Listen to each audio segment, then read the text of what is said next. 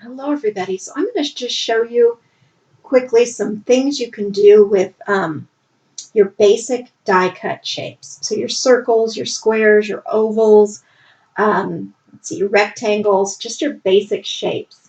So let me show you what I've done here. This one I already showed you in a video, of course, and it's just the squares, and I've used the piercing element inside each one. And then I've got a little rectangle down here that I cut out with the piercing element. So, and I have a video showing how that's done.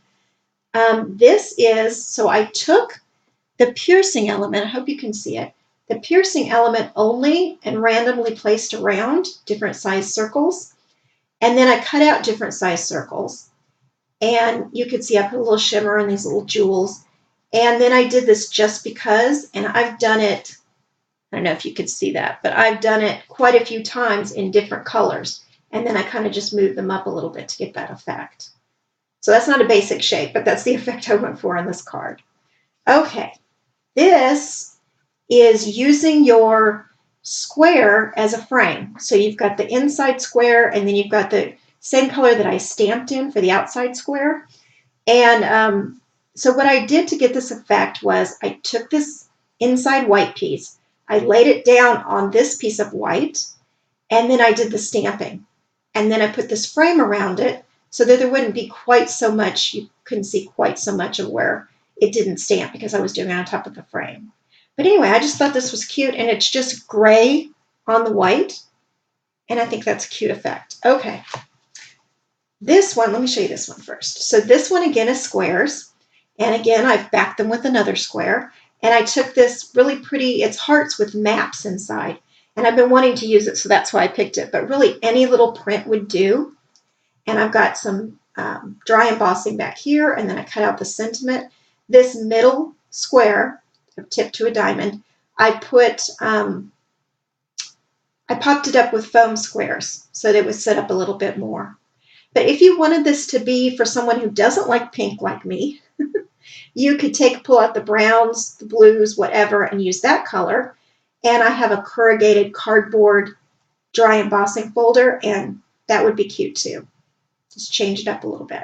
Okay, there's that one. Okay, here's this. Now I took and I cut these two circles out from just a scrap piece of paper, and then I put them down. So I held this piece with some tape, some of that Post-it note tape that I have, and then I put the frame down, or the scrap piece where I cut these two out, taped it down also, and then I just sponged it on here, with this dauber. And so the dauber, you've got to tap it off first, get rid of the hard lines and edges, and then just lightly come in. And so then I just moved this stencil I've made around, and some places I just used the little ones, kind of off the page and stuff. And then this is another stamp set. I just stamped directly on this, so this is not going to pop up or do anything. And same with this stamp. But this does have a die to it, this sentiment here, so I could have die cut it and popped it up a little bit, give it some interest. So this would just be the front of a card. Okay, so this one I'm not entirely happy with. I wanted to change it almost immediately, but I didn't have time to make a whole new card. Okay, so I made a frame with two circles, different sizes, one inside the other. And then I have a flower here, love ya, and some jewels. I think it's the colors I don't like mostly, but so when you open this up, it has this piece here, and then you flip it open, and there's your place to write your sentiments. So I think if I did it again, I'd do a cluster of smaller flowers with the leaves. I don't know, but I mean, it turned out okay. And so there was a trick to doing this to make sure I had something showing through here, and to make sure I got this cut correctly and the frame on right. So there are a few techniques I use for this. So there's that one. So I wanted to show you this one because it was just a happy accident that this rectangle with the square cut inside kind of looks like a Polaroid frame. So you could cut it out of any color you want, or you could leave it white and maybe put your sentiment down here and then put some pretty paper on your card, or looking to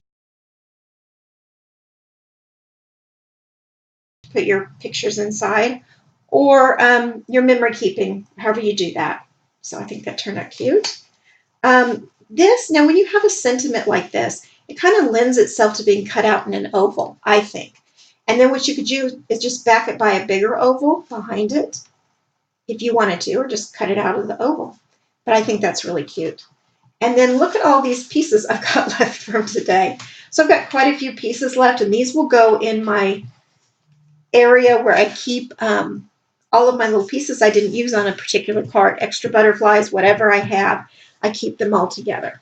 So some other things you could do that I didn't have time to do today is you could have cut these out, these random circles, right? And then behind you could have put some really pretty paper, or maybe just this pink or something like that. And so that's another way you can use these circles. You could do it with squares. You could really do it with anything. And the same with the stenciling. I could have taken rectangles, and I've seen this, it's in our new book. So they took rectangles and they overlapped them so some of the colors blended. That to me. So that's a great way to do it too. Let's see, what else? Oh, if I had a card turned this way, let me just do this. I got something on the back. But I could cut out squares, 3 squares across, and then have something showing, either a little animal stamp or a little flower, tiny flower stamp. Like I could use this one that is, oh, no, it's not on the front. It's on this one. So I could have used these, colored them in, and made sure they showed behind each of those squares. That is a cute way to do it too. So I hope you got something out of this video. If there are any of these cards, I'm dying to redo this in different colors. If there are any of these cards or techniques that you'd like me to show how I did them, just leave a comment below and I'll do that on a video. Thanks everybody for watching. Happy crafting!